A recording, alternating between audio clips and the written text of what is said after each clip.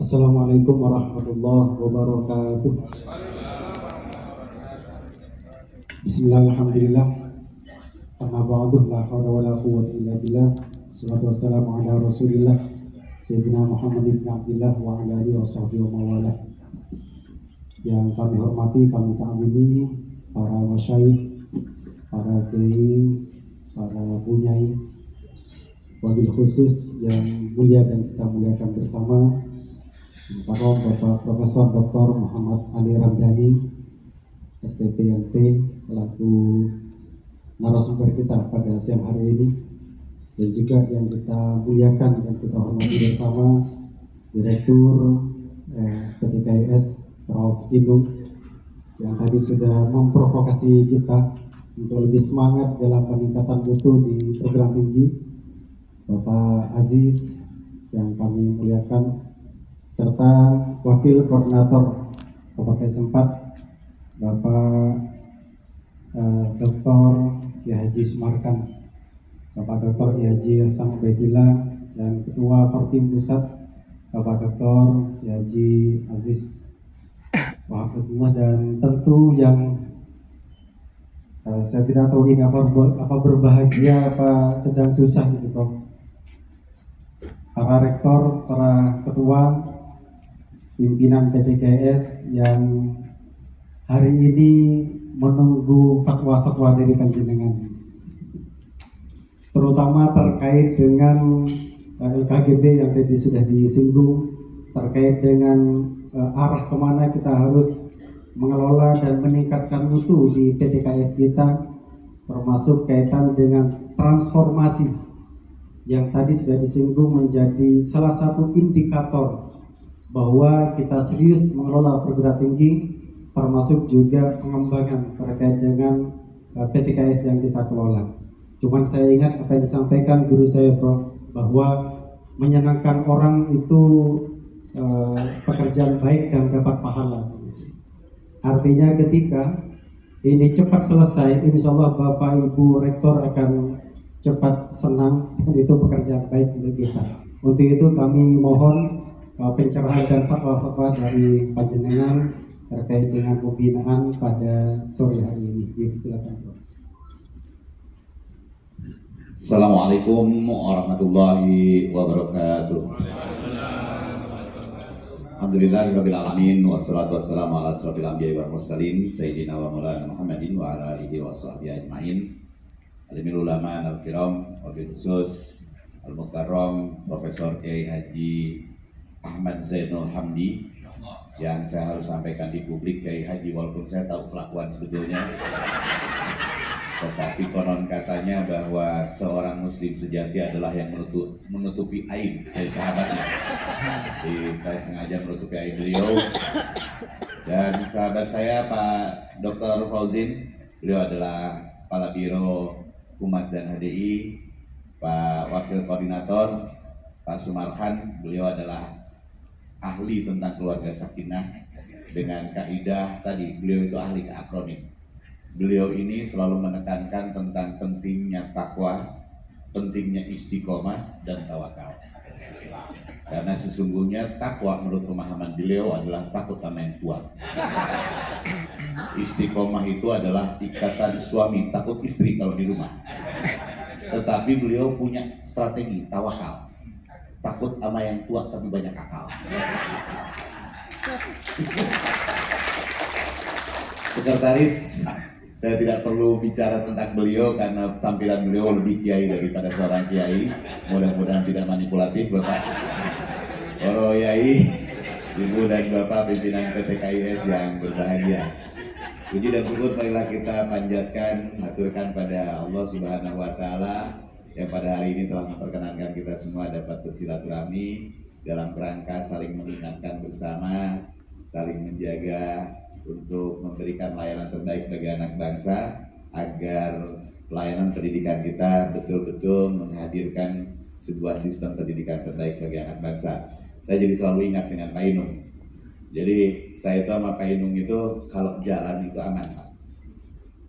Karena kami akan saling jaga rahasia. Dan kami kalau berjalan berdua itu saling mengingatkan, agar nggak ketahuan. Memang akhlak direktur satu ini luar biasa. Kalau mengingat ya Pak ya, jalan saat itu saling menjaga rahasia, kemudian saling mengingatkan. Ya. Salawat dan salam semoga senantiasa tercurah limpahkan pada junjungan kita Nabi besar Muhammad SAW, para keluarganya, para tabi'in dengan doa dan harapan semoga kita senantiasa istiqomah memegang ajarannya, hingga kelak dia menjaza, dia menjadi kita bersama darinya. Ibu dan Bapak, rasanya tak nyaman. Saya menghormati Ibu dan Bapak dalam posisi duduk, sementara sahabat-sahabat saya tadi berdiri. Izinkan saya berdiri, saya sempat ingat Mas. Iya, konon katanya laki-laki yang sehat adalah orang laki-laki yang mampu berdiri, dan izinkan saya berdiri. Dan setelah berdiri biasanya Mas, diukur durasinya Mas. Seberapa lama dia mampu berdiri. Terlalu cepat kita mengecewakan, terlalu lama itu menyiksa. Dan saya akan mencoba mengambil ruang-ruang yang moderat saja agar tidak kemudian mengganggu pikiran Ibu dan Bapak.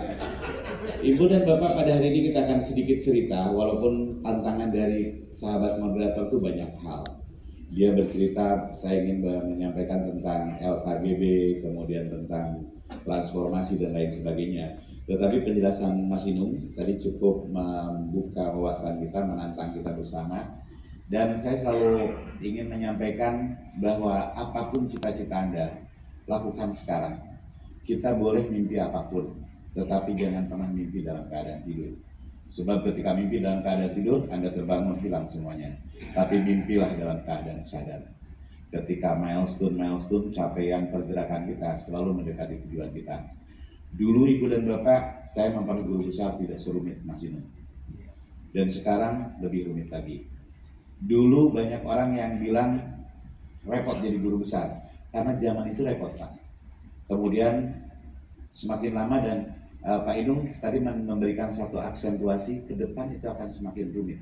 Artinya ketika Anda memenuhi syarat sekarang, lakukan sekarang. Itu aja. Lakukan sekarang, dimulai dengan hal yang kecil dan dimulai dari diri sendiri.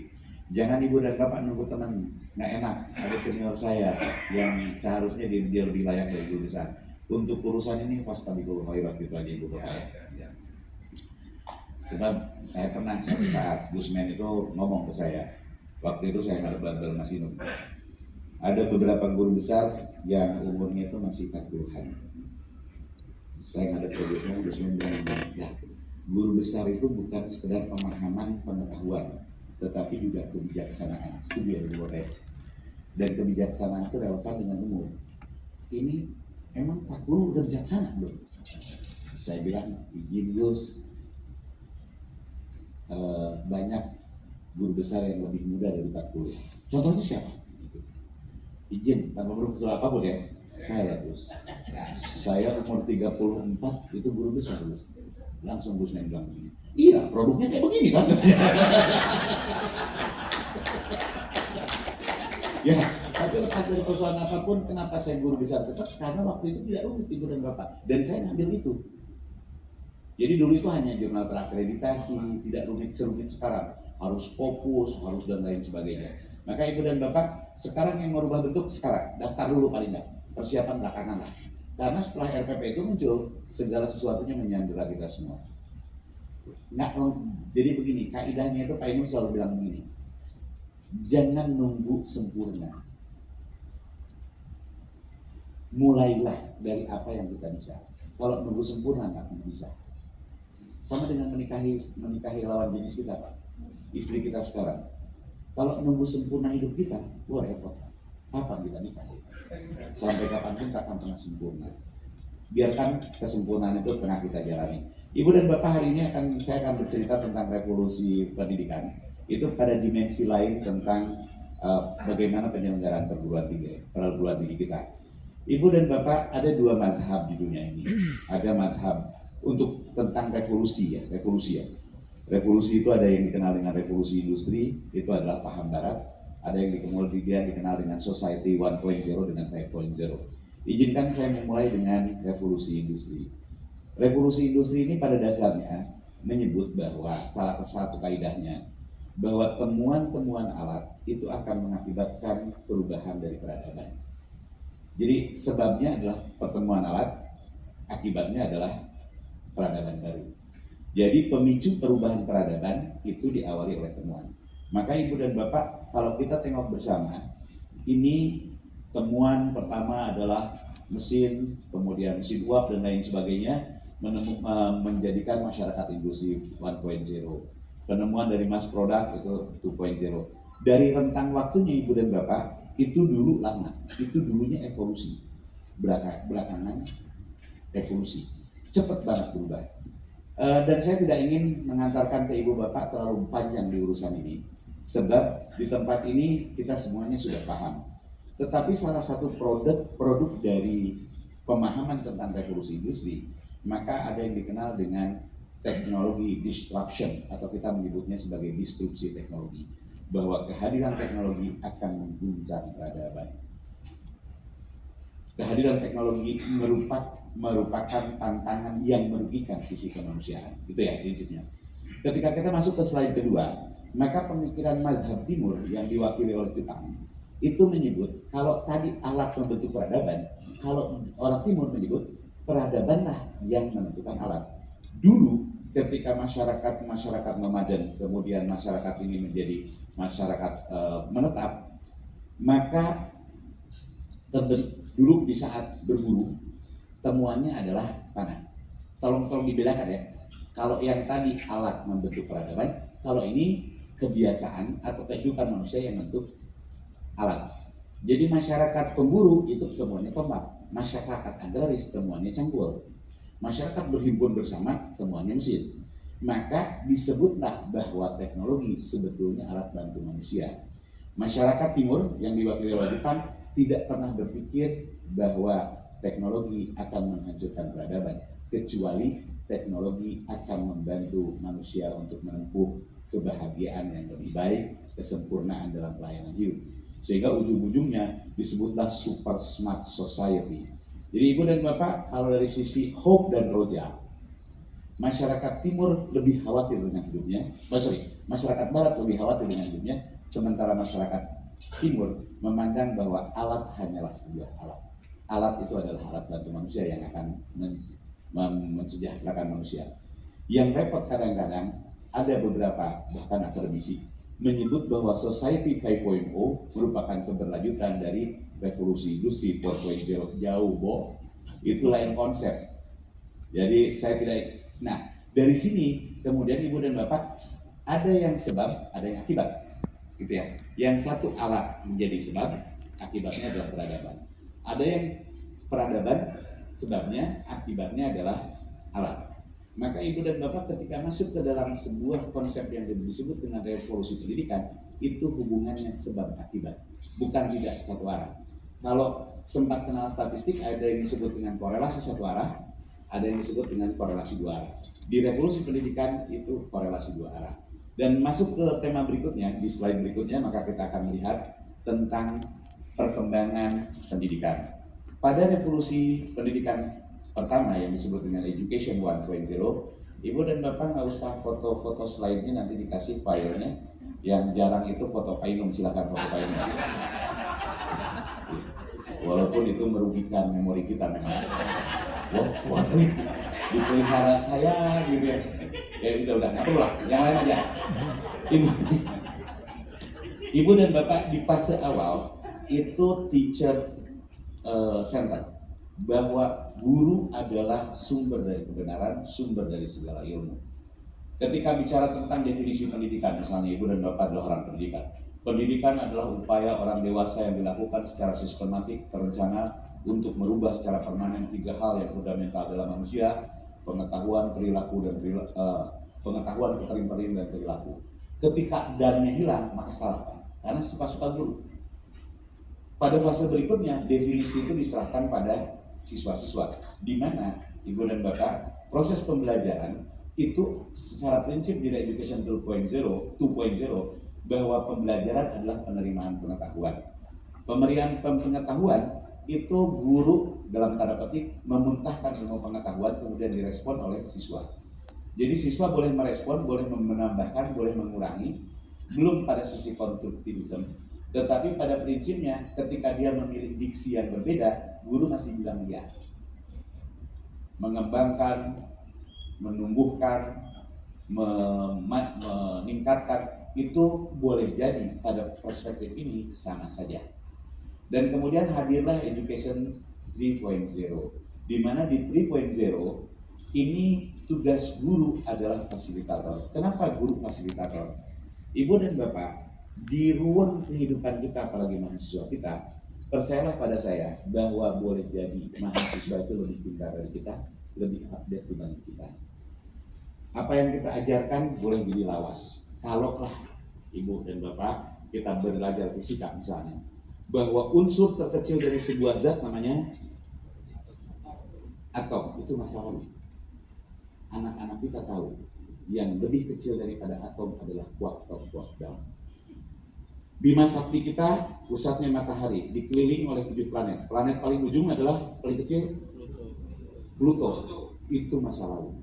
Sebab Pluto hari ini sudah berubah dari planet menjadi satelit.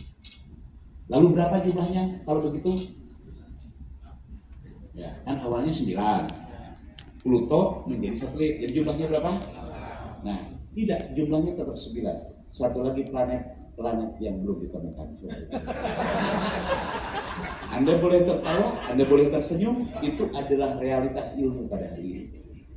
Ketika ilmu yang kita pegang dulu sesuatu hal yang kita yakini kebenarannya, pada hari ini dengan temuan-temuan baru hilang. Maka guru bertindak sebagai fasilitator. Sebab siswa-siswa kita memiliki akses terhadap ahli-ahli dunia. Ketika dia penasaran dengan sesuatu hal, termasuk ibu dan bapak, unsur terbuang kecil itu adalah atom. Kemudian benarkah saya cerita tentang quark top, quark down? Anda nanya ke Google, apa itu quark down? Ibu dan bapak kalau nanya ke Google sekarang apa unsur terkecil dari sebuah zat, maka ada keluar jawabannya, ada atom, ada quark top, quark down. Tapi prinsipnya yang saya tahu hari ini yang paling kecil adalah quark top dan quark down. Ya, teknologi informasi pun tidak mampu menghadirkan dengan berbagai kemewahannya serba update. Kadang-kadang yang masa lalu selalu diungkit jadi seolah-olah dia sesuatu hal yang baru dengan penggunaan citasi-citasi yang tidak relevan dalam meng-capture tahun. Ibu dan bapak kemudian modelnya adalah kolaboratif dan interaktif. Ibu, bapak, ketika kita masuk kelas, silakan cek perubahan-perubahan dari proses-proses pembelajaran kita. Kelas yang biasanya begini, sekarang berubah menjadi U, di mana proses pembelajaran sangat mengandalkan dari pengetahuan yang termutakhirkan dari siswa kita, mahasiswa kita. Dosen hanyalah berfungsi sebagai fasilitator. Jadi begini, ibu dan bapak, nanti kita akan cerita bagaimana perkembangan dosen berikutnya. Dan proses yang paling terkemuka pada fase Education 3.0 itu adalah project based learning. Itu yang paling terbuka. Dan ibu bapak yang masih pakai PBL, project based learning, itu adalah orang masa lalu juga aja. Yang masih membanggakan itu kan project and inquiry based learning. Kemudian social network, ibu dan bapak mulai orang uji-uji apakah pernyataan saya benar, pernyataan saya salah. Anak-anak sekarang bahkan dosen sudah minta tugas Anda tolong diangkat di Akademia Edu Research Gap untuk kemudian diperiksa oleh teman-teman mitra Anda dari manapun. Kalau pakai bahasa Indonesia tentu pakai bahasa Indonesia, dipelihara. Dan social networking ini menjadi penciri utama pada fase Education 3.0. Sementara 4.0 yang katanya sekarang sudah usang dihadirkan dengan Education 5.0 dengan kehadiran AI dan lain sebagainya. Tapi saya ingin menyampaikan sampai di sini aja karena perkembangannya belahannya terlalu banyak. Bahwa di sini yang pertama bahwa proses pembelajaran adalah penghubung, kemudian dia adalah kreator, dan kemudian konstruktivisme bisa bikin definisi baru. Kalau tadi pendidikan panjang, dia cukup bilang gini, proses pendidikan sesungguhnya adalah proses memanusiakan manusia, selesai. Proses memartabatkan manusia, selesai, benar itu dua-duanya. Proses memuliakan manusia, itu pun benar.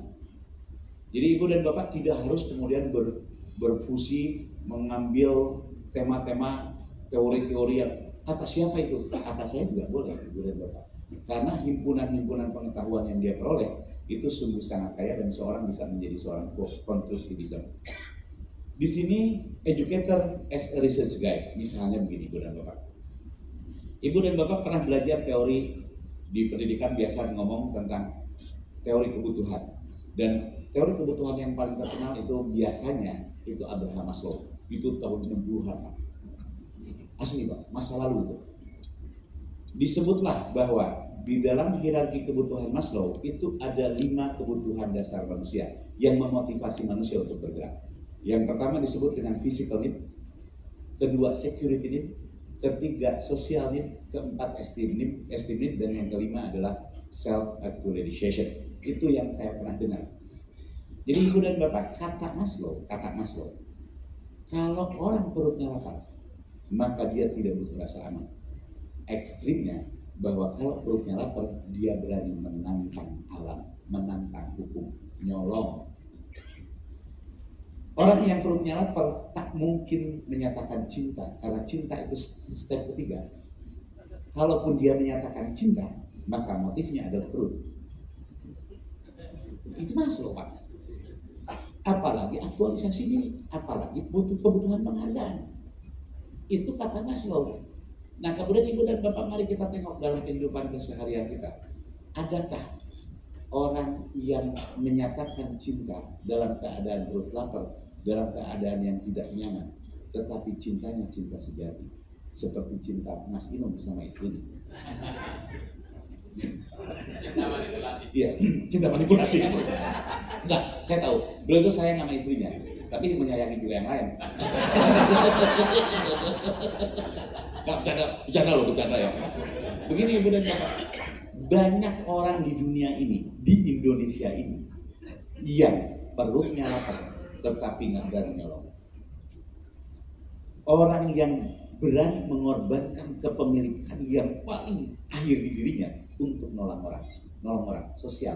Dia nggak butuh pujian, tetapi ini adalah dasar kemanusiaan karena panggilan keagamaan dan kemanusiaan. Maka boleh jadi Abraham Maslow tidak berlaku di Indonesia. Nah seorang dosen itu paham, oke, Anda boleh pakai Abraham Maslow, tetapi tolong cek bagaimana mekanisme penelitian dari Maslow sehingga menerbitkan 5 kebutuhan dasar ini. Ibu dan Bapak, ada sebuah buku yang sangat fenomenal, The Religions of Java, yang ditulis oleh Clifford Gard, katanya begitu. Itu penelitian di mana Pak? Ya, di sebuah desa. Nah, kalau begitu nggak boleh dong bilang Religions of Java, karena Anda tahu bahwa hanya satu desa. Di tanah Sunda sana nggak berlaku Pak. Di tanah Banten sana nggak berlaku karena beda budaya. Di Cirebon juga nggak berlaku. Jadi kalaulah kemudian ada temuan-temuan baru seorang, gini deh Pak, saya boleh masuk ke titik yang ekstrim ya? Ekstrim. Cerita tentang komunis. Komunis itu adalah sebuah ideologi. Pertanyaan saya, apakah ideologi ini baik atau buruk? Komunis loh. Tergantung. Kalau Anda menggunakan literatur Cina, maka komunis adalah ideologi terbaik. Tapi kalau pakai literatur Indonesia, maka dia adalah ideologi yang paling buruk. Nah, kadang-kadang Pak, izin ya Pak, banyak dosen yang bilang begini, jangan pakai literatur Indonesia, pakai literatur Barat. Kalau nggak cocok gimana Pak? Pakai literatur Rusia. Bagus sih bagus, tapi akan kemudian muncul teorema-teorema yang bertolak belakang dengan kondisi budaya kita. Maka seorang guru pada dasarnya, seorang teacher atau seorang lecturer, itu adalah yang memilah dan memilih mana yang ini. Dan dia memiliki pengetahuan yang cukup. Kenapa teorema ini turun? Kenapa model-model ini keluar? Tidak boleh kemudian dia gagu dan gagap. Misalnya, tahu hukum gas ideal adalah PV sebenarnya RT. Wow. Dari mana itu P-nya? Agak tahu dia. Hukum kimia 1A Halina KRBCSFR 7A, ini saya sombong dikit. Fluor bromurium asetit. Kenapa fluor sama krom itu disatuin, dideketin? Kalau kagak paham, Anda bukan seorang lecturer yang baik. Anda cuma cerita Abraham Maslow punya 5. Why? Di mana dia penelitian? Karena dengan cara itu, maka penarikan kesimpulan seseorang itu boleh jadi tidak tepat atau tepat. Jadi saya ingin menantang pada ibu dan bapak, hari ini tak boleh lagi mengantarkan sebuah simpulan-simpulan tanpa proses. Baca secara baik, dengan mudah kita bilang Das Kapital dari Nietzsche. Pernah baca? Kagak. Kalau Pak Inung kan gaya kalau ngomong. Menurut René Descartes, cogito ergo sum katanya, atau omnibus juritandum. Apa itu artinya? Omnibus juritandum itu ragukanlah segala hal. Gaya, pernah baca bukunya? Belum. Baca artikel doang, ada tulis menurut kayak begitu ibu dan bapak nggak boleh lagi komprehensif, karena dengan begitu ibu dan bapak bisa menunjukkan cara berpikir dia baik, cara berpikir dia buruk, bukan benar dan salah, Pak. Baik dan buruk. Sama halnya ketika tadi revolusi industri, baikkah dia cara berpikirnya? Buat saya fine-fine saja, society fine-fine saja, nggak ada masalah, memang begitu kok. Ada orang yang memandang bahwa alat merubah. Begini deh Pak, apakah kerja yang merubah rezeki atau rezeki yang merubah kerja? Bisa bolak-balik Pak. Ya semuanya fine-fine saja. Yang paling penting tahu gitu aja. Nah, kemudian ibu dan bapak, yang berikutnya adalah diversity of network. Jadi orang itu kalau nyari sekarang, Bu Pak pernah pakai ChatGPT? Belum. Ya kalau yang pernah makasih, kalau yang belum pernah pakai dong gitu ya. Ibu bapak juga bilang begini, tolong buatkan jurnal dengan judul pemikiran Islam di dalam pendidikan mutakhir. Diawali dengan judul, diakhiri dengan daftar pustaka. Dia itu nulis Pak, abstrak, keyword, pendahuluan sampai dengan pustaka. Oh lah selesai Pak, itu yang gratis. Apalagi yang berbayar. Apakah anak-anak kita nggak boleh pakai ChatGPT? Boleh dong, harus kan. Saya ajarin Pak. Anda kalau begini, cuman tak boleh kemudian kalau dia menerbit. Dan sekarang katanya kelompok Elsevier memperkenankan hasil AI itu sebagai citasi. Katanya ya, tapi saya belum pakai. Katanya dan nggak masalah. Jadi yang Scopus itu boleh pakai AI. Kemudian ibu dan bapak, learner as a teacher. Seorang pembelajar itu layaknya teacher. Jadi kalau teacher kalau mau ngajar, dia belajar dulu di rumah Pak. Datang ke kampus, dia ngajarin sama orang. Nah nanti itu teacher itu katanya, bukan nanti. Di Education 4.0 yang sekarang berlangsung, itu dosen belajar dengan caranya, siswa belajar dengan caranya, kemudian ketika di kelas, siswa yang dibiarkan mengajar. Kemudian dikritisi berdasarkan pengetahuan dan dari situlah tumbuh dan berkembang. Dan kemudian posisi lecturer itu adalah mitra dari seorang student. Lanjut ke learner and connector makers. Jadi begini, seorang pembelajar itu adalah connector. Saya itu banyak diuntungkan dengan mahasiswa saya Pak. Karena kalau saya kadang-kadang bimbing, anak bimbing saya bilang begini, ini menurut pembimbing satu nggak begitu loh. Gimana Pak? Begini. Bukunya mana? Ini. Jadi dia menghubungkan saya dengan pakar yang lain. Tanpa bermaksud apapun, sama dengan Pak Inung, saya pada beberapa perguruan tinggi jadi supervisor di luar negeri. Saya tidak kenal dengan supervisor satunya, tapi supervisornya dua, dan kemudian menghubungkan saya dengan dia dan saling bertukar ilmu. Dan yang menghubungkan itu adalah pembelajar atau student kita. Kemudian the web as a curriculum. Ibu dan bapak coba cek sekarang, apa itu AI di Google. Itu keluar Pak, AI adalah komponen AI itu.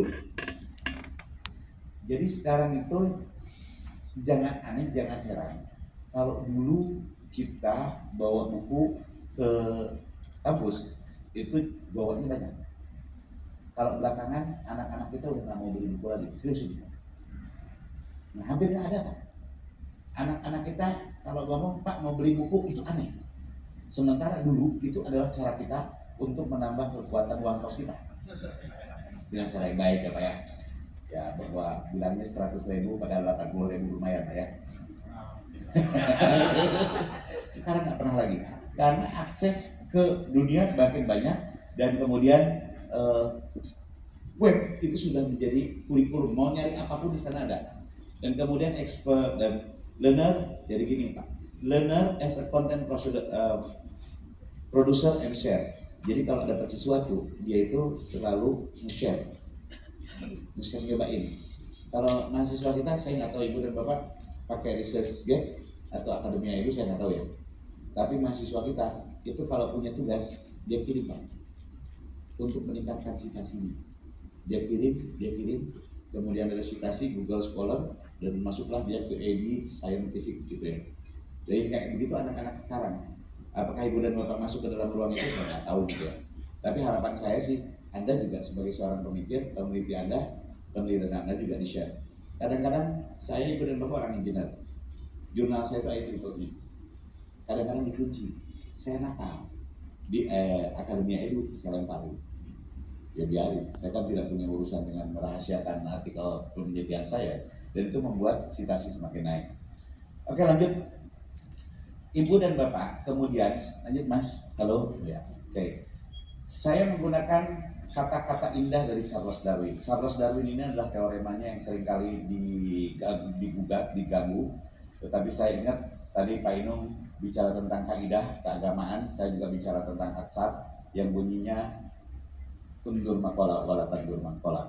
Ya, kalau disampaikan oleh Charles Darwin ini bagus, ya kita pegang aja. Bunyinya sederhana, kalau saya terjemahkan dalam bahasa saya, bahwa seluruh spesies di dunia ini tidak akan bertahan hidup. Seluruh spesies di dunia ini akan punah, termasuk yang paling cerdas sekalipun, termasuk yang paling kuat sekalipun, kecuali dia yang responsif terhadap perubahan.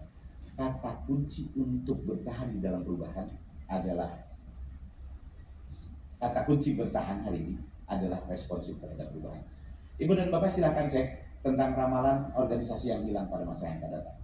Dulu orang bilang begini, kantor pos akan turun, bank akan banyak tutup, mall banyak tutup, semua orang geleng kepala. Nah percaya, ada ramalan sekarang, silakan cek di web Anda, bahwa sekitar 20-30 tahun ke depan, lembaga yang akan hilang di dunia ini adalah universitas. Pekerjaan yang hilang adalah dosen.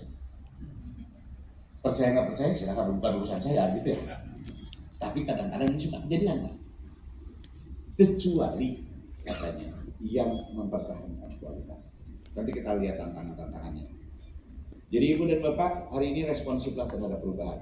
Kalau kemudian kita memperoleh kaidah berikutnya, maka saya akan mengundang seorang pemikir Yahudi. Di next slide kita punya dari Einstein. Einstein bilang bahwa the measure of intelligence is the ability to change. Bahwa ukuran kecerdasan seseorang adalah ability, kemampuan untuk berubah. Ketika dia tidak mampu berubah, maka dia adalah kelompok yang tidak memiliki intelijensi yang bagus. Jadi ibu dan bapak, hari ini perubahan kita, ability to change itu merupakan takaran seberapa jauh kita cerdas di dalam menapaki kehidupan ini. Dan selanjutnya izinkan saya mengutip satu kaidah yang disampaikan oleh Sayyidina Ali Karamullah wajah, yang menyebut bahwa didiklah anak-anakmu sesuai dengan zamannya karena mereka bukan hidup di zamanmu. Tiga pandangan ini menyebut bahwa adaptasi terhadap hal yang sekarang terjadi itu menjadi bagian penting. Eksistensi pendidikan kita tidak boleh dan tidak akan pernah dilepaskan dengan dunia teknologi. Maka ibu dan bapak, kita pun selalu berpikir begini, untuk apa Anda mendidik manusia? Untuk apa Anda mendidik mahasiswa? Agar mereka ketika lulus mampu berada pada posisi mainstream di dalam kehidupannya. Mereka bukan yang berada pada pojok-pojok peradaban atau sudut-sudut perkembangan zaman, tetapi mereka adalah orang yang mampu memainkan peran penting bagi kehidupan dirinya. Maka caranya apa Pak? Anda bayangkan apa yang terjadi pada masa yang akan datang, dan itu yang diajarkan. Jangan mengajarkan sesuatu masa lalu, kecuali tentang kebaikan. Kalau tentang metodologi pembelajaran, ada ibu bapak orang tarbiyah, Anda kenal istilah andragogik, Anda kenal istilah pedagogik. Sekarang ibu dan bapak ada istilah pedagogik yang kemudian mencampurkan dua-duanya. Pedagogik untuk anak, andragogik untuk dewasa. Pedagogik adalah kebebasan dari cara memilih, tergantung dari siswa yang belajar. Itu yang disebut dengan pembelajaran terdiferensiasi. Lanjut. Kalau demikian ibu dan bapak, kalau kita bagaimana membaca masa depan, eksistensi, tadi saya sebut bahwa perguruan tinggi kita akan hilang, profesi akan kita hilang. Bagaimana Anda membaca masa depan? Dan kata Abraham Lincoln, founding father dari United States of America, dia bilang the best way to predict our future is create it. Jadi cara untuk membaca masa depan yang bagus itu adalah ciptakan. Kalau Anda ingin menjadi laki-laki yang paripurna, ciptakan keparipurnaan itu dari sekarang.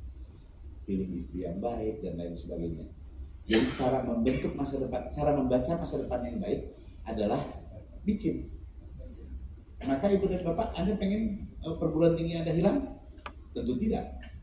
Kalau Anda ingin bertahan, maka ciptakan itu tidak tetap bertahan. Caranya beradaptasi dengan berbagai peraturan perundang-undangan, beradaptasi dengan berbagai metodologi pembelajaran dan seterusnya. Lanjut. Ya, artinya our future is now. Apa yang Anda lakukan pada hari ini itu menentukan masa depan Anda. Mari kita bekerja sebaik-baiknya agar masa depan kita tetap cerah dan gemilang. Lanjut, Mas. Ini capek ya ngomongnya karena kecepatan. Belajar sesaat bagaimana membaca masa depan. Kalau kita tidak mampu menciptakan masa depan, membaca masa depan, maka belajarlah dari orang hebat. Salah satunya Jack Ma. Jack Ma ini adalah CEO dari Alibaba. Namanya Alibaba, kesannya orang Indonesia, tetapi dia orang terkaya di Cina. Walaupun sekarang digencet, tidak menjadi orang terkaya di Cina lagi, tetapi dia menyebut bahwa pada masa depan bukan berkaitan dengan kompetisi dan pengetahuan. Sebab ada yang menyebut bahwa masa depan adalah abad pengetahuan, bukan tentang kompetisi pengetahuan, tetapi kata Jack Ma adalah kompetisi tentang kreativitas, tentang imajinasi, tentang proses pembelajaran dan kompetensi tentang independent learning. Maka ibu dan bapak, hari ini kita tidak akan beradu tentang pengetahuan, pakai rujukan pula, capek-capek, karena ke depan katanya tidak perlu lagi orang bercerita begini. Menurut Abraham Maslow enggak, menurut Anda gimana? Gitu. Independent thinking, Pak. Jadi karena masa lalu tidak bisa lagi menjadi rujukan pada masa depan, termasuk saat ini. Menurut menurut siapa lagi? Charles Darwin. Menurut, kalau kiai saya nggak berani ngomong ya. Kalau agama beda. Ini tentang ilmu yang lainnya. Menurut Newton, hukum Newton 1 F sama dengan min F gitu ya. Aksi sama dengan reaksi. Itu ibu dan bapak nggak boleh menurut Anda. Sebab disparitas, perbedaan alam dan lain sebagainya sebenarnya dia menciptakan ilmu. Itu yang kemudian disebut oleh Jack Ma. Maka creative thinking, critical thinking itu menjadi bagian penting dari proses pembelajaran kita. Jangan kemudian hanya sekedar pada urusan membaca, menghafal, tetapi juga memberikan critical point terhadap apa yang dipelajari oleh kita bersama. Lanjut. Ya, ibu dan bapak ini contoh. Kalau Anda hari ini mulai menerima siswa semester 1, maka dia akan hidup 4 tahun ke depan. 2024 tambah 28 berarti 2030. 4 tambah 4, 2008, sorry. Ya. Maka Anda harus ngecek di 2008 apa yang dibutuhkan. Misalnya rujukan dari World Economic Forum, itu sudah menyebut di tahun 2015 begini Pak, kebutuhannya. Itu kemudian di 2020, quality control dan active listening itu diganti dengan emotional intelligence, kemudian cognitive flexibility. Katanya begitu. Kemudian di 2025 gayanya 20 and 25. Maka tipe skill yang dibutuhkan itu adalah problem solving, self management, working with people, technology use and development. Ini yang harus diajarkan ke siswa-siswa kita agar kemudian mereka tidak usang ilmu pengetahuannya, keterampilannya tidak terjajah oleh waktu. Maka ibu dan bapak, bacaan kita harus ke depan. Kalau misalnya 2030 World Economic Forum belum mengeluarkan, maka saya tawarkan salah satu konsep yang dikembangkan oleh OECD. Yuk lanjut. Ini adalah OECD. Dia bercerita bahwa proses kesejahteraan manusia pada tahun 2030 dari sisi individual maupun masyarakat itu tergantung dari proses pendidikan. Pendidikan melibatkan tentang profesionalisme dari guru, peer, hubungan antar siswa, kemudian ada community, bagaimana masyarakat mensupport sebuah pendidikan, dan termasuk di dalamnya adalah orang tua, keterlibatan orang tua. Ini memang cocoknya buat madrasah, tetapi masih relevan untuk perguruan tinggi.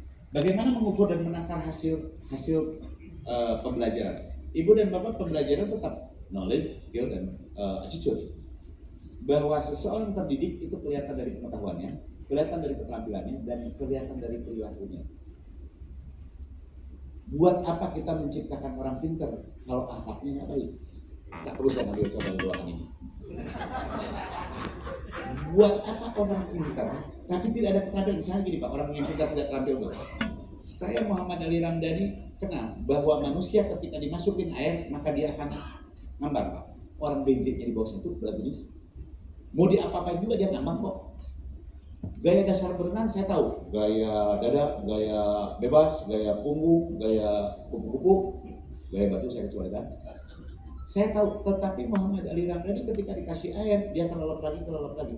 Maka Muhammad Ali Ramdhani have a knowledge but not have a skill. Harus komprehensif, jangan sekedar orang tahu tentang pedagogik andragogik, nah, dia nggak bisa gitu. Jadi dia harus komprehensif, termasuk pemahaman terhadap ilmunya tercerminkan melalui perilakunya. Ibu dan Bapak, proses ini membangun kecerdasan. Nah, kalau boleh, kita boleh dong mundur ke belakang. Lalu apa yang dibangun dari kecerdasan itu? Pengetahuan, keterampilan, dan skill. Itu kalau direkonstruksi, Pak. Direkonstruksi gayanya Stephen Covey, bahwa kata kuncinya adalah belajar. Merubah pengetahuan belajar, merubah keterampilan belajar, merubah perilaku juga belajar. Jadi rekonstruksi dari 3 hal ini belajar. Maka kebelajar itu akan memunculkan bermuara pada, kalau kita mau campur-campur ya, pada kecerdasan manusia. Kecerdasan manusia itu banyak. Ukuran pertama adalah kecerdasan intelektual. Kecerdasan intelektual itu adalah memasang fazal-fazal menjadi gambar yang sesungguhnya. Ibu dan Bapak, nyanyian kita, bangun tidurku terus mandi, tidak lupa menggosok gigi. Itu adalah menggambarkan fazal. Bangun tidur kita berantakan semuanya, tetapi Anda menyusun itu menjadi sebuah sistematika yang bagus sehingga hidup Anda bermakna gitu ya. Orang yang cerdas secara intelektual adalah yang tahu cepat ngitung, misalnya 35 kali 35 12 25, 75 kali 75 itu 5625 gitu ya. Yang kayak gitu tuh intelektual namanya Pak.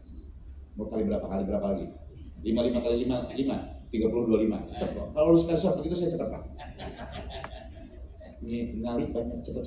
Yang paling lama itu bagi.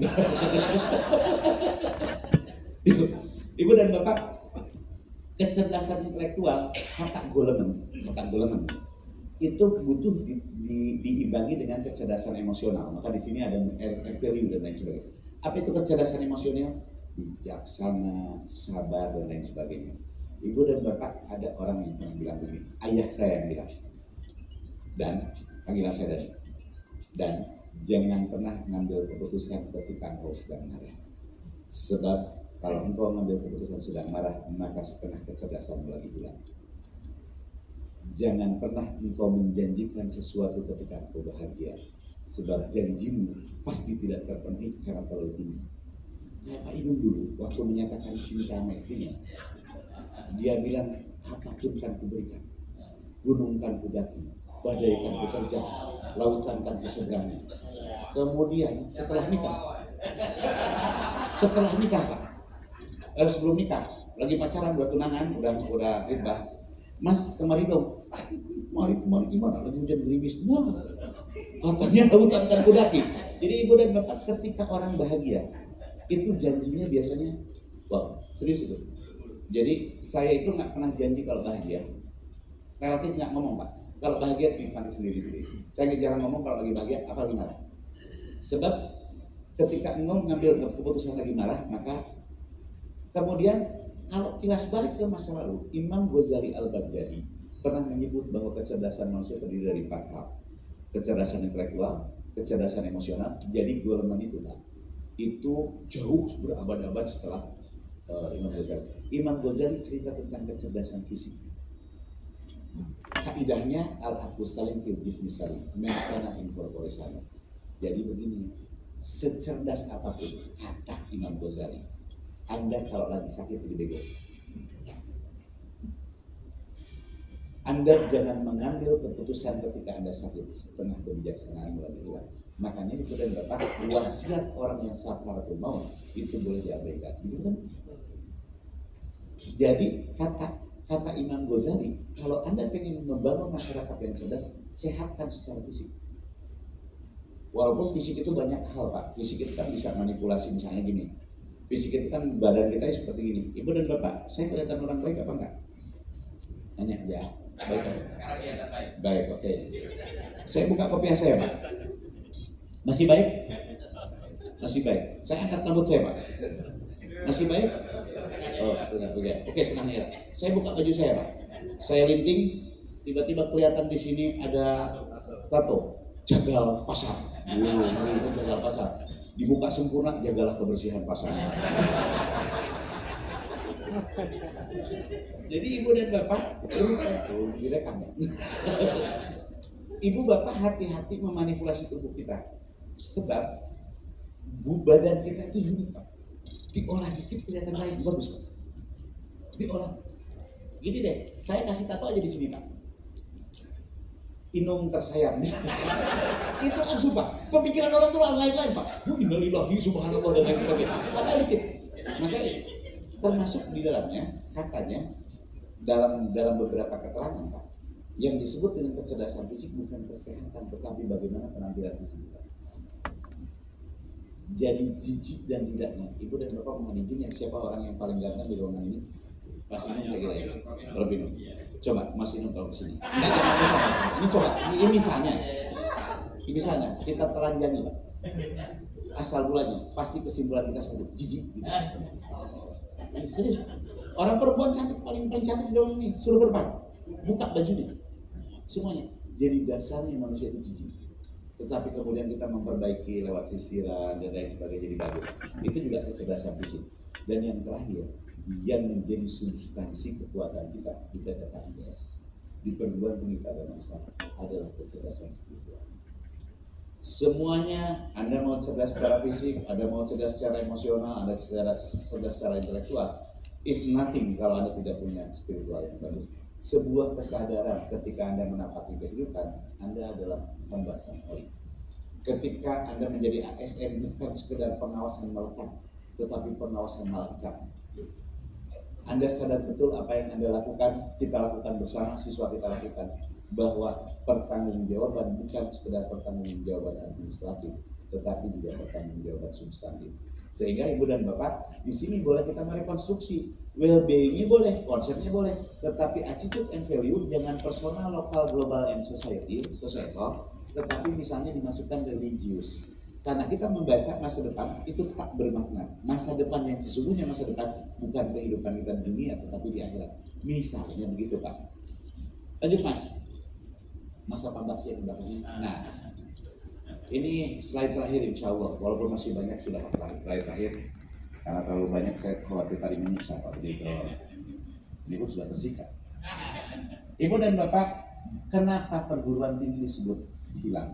Sebab ibu dan bapak, banyak perusahaan-perusahaan multinasional yang sekarang tidak lagi butuh ijazah, tidak butuh ijazah, tetapi dia betul-betul keahlian yang tersertifikasi. Saya mendengar beberapa kementerian sudah meng-hire orang-orang yang memiliki keterampilan tetapi tidak berpendidikan baik, khususnya di bidang teknologi informasi.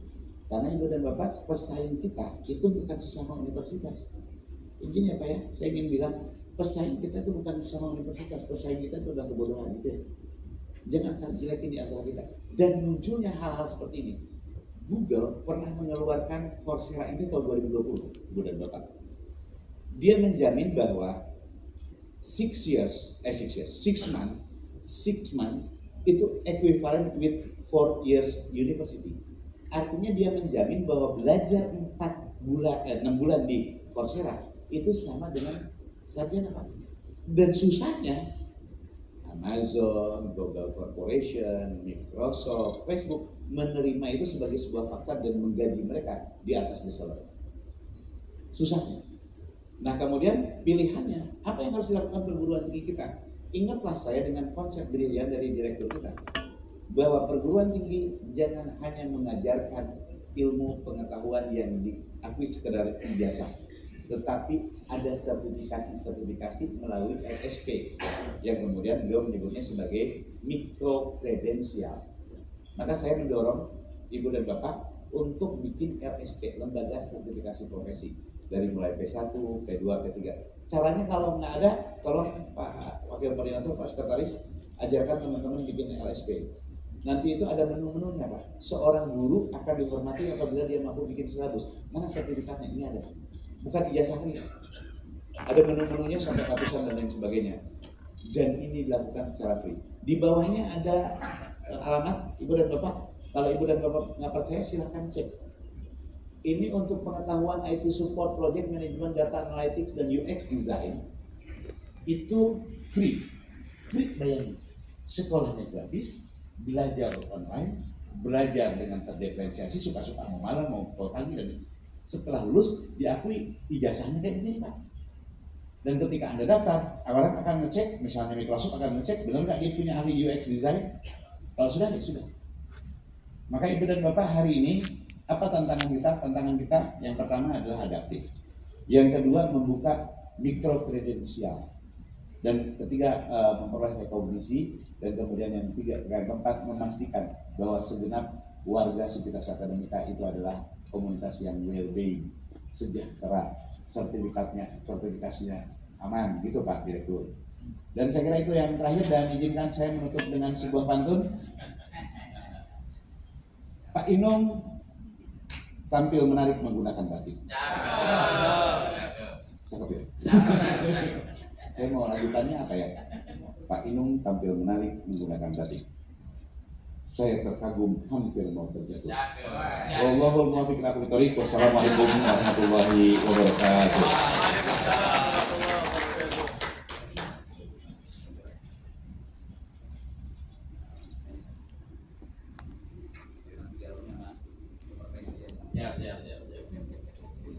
Siap, ini kalau di kampus kami 3 SKS. Sekali lagi kita kasih aplaus untuk Prof. Muhammad Alim tadi. Luar biasa, saya tidak perlu menyimpulkan. Karena kalau menyimpulkan nanti membuat saya pemikiran, Prof. Dan disimpulkan sendiri sesuai keyakinan dan kepercayaan masing-masing. Mohon berkenan karena memang beliau kejar tayang gitu, Prof. Ya, mohon berkenan untuk foto bersama. Monggo, Prof.